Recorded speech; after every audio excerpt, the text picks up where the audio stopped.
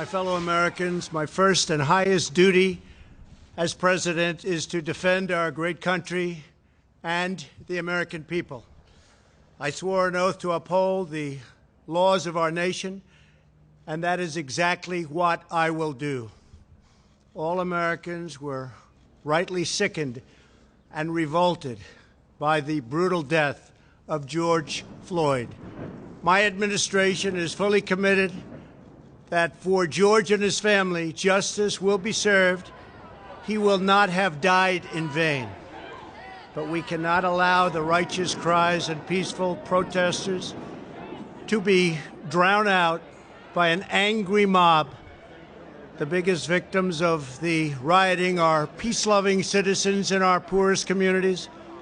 And as their president, I will fight to keep them safe. I will fight to protect you. I am your president of law and order and an ally of all peaceful protesters. But in recent days, our nation has been gripped by professional anarchists, violent mobs, arsonists, looters, criminals, rioters, Antifa, and others. A number of state and local governments have failed to take necessary action to safeguard their residents. Innocent people have been savagely beaten, like the young man in Dallas, Texas, who was left dying on the street, or the woman in upstate New York viciously attacked by dangerous thugs. Small business owners have seen their dreams utterly destroyed. New York's finest have been hit in the face with bricks. Brave nurses who have battled the virus are afraid to leave their homes. A police precinct has been overrun.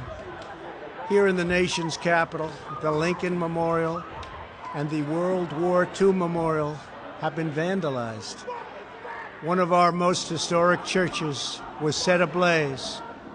A federal officer in California, an African-American enforcement hero, was shot and killed. These are not acts of peaceful protest. These are acts of domestic terror. The destruction of innocent life and the spilling of innocent blood is an offense to humanity and a crime against God. America needs creation, not destruction. Cooperation, not contempt. Security, not anarchy. Healing, not hatred. Justice, not chaos. This is our mission, and we will succeed.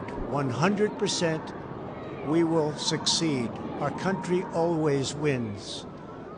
That is why I am taking immediate presidential action to stop the violence and restore security and safety in America.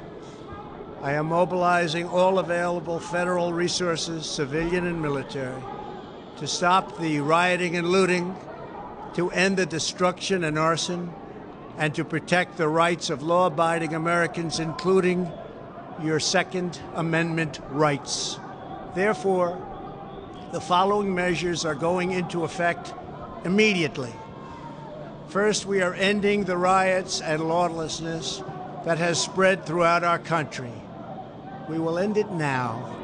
Today, I have strongly recommended to every governor to deploy the National Guard in sufficient numbers that we dominate the streets. Mayors and governors must establish an overwhelming law enforcement presence until the violence has been quelled. If a city or state refuses to take the actions that are necessary to defend the life and property of their residents, then I will deploy the United States military and quickly solve the problem for them. I am also taking swift and decisive action to protect our great capital, Washington, D.C. What happened in this city last night was a total disgrace. As we speak, I am dispatching thousands and thousands of heavily armed soldiers, military personnel, and law enforcement officers to stop the rioting, looting, vandalism, assaults, and the wanton destruction of property. We are putting everybody on warning. Our 7 o'clock curfew will be strictly enforced. Those who threaten innocent life and property will be arrested, detained, and prosecuted to the fullest extent of the law. I want the organizers of this terror to be on notice that you will face severe criminal penalties and lengthy sentences in jail. This includes Antifa and others who are leading instigators of this violence. One law and order, and that is what it is. One law. We have one beautiful law. And once that is restored and fully restored, we will help you, we will help your business, and we will help your family. America is founded upon the rule of law. It is the foundation of our prosperity, our freedom, and our very way of life. But where there is no law, there is no opportunity. Where there is no justice, there is no liberty. Where there is no safety, there is no future. We must never give in to anger or hatred.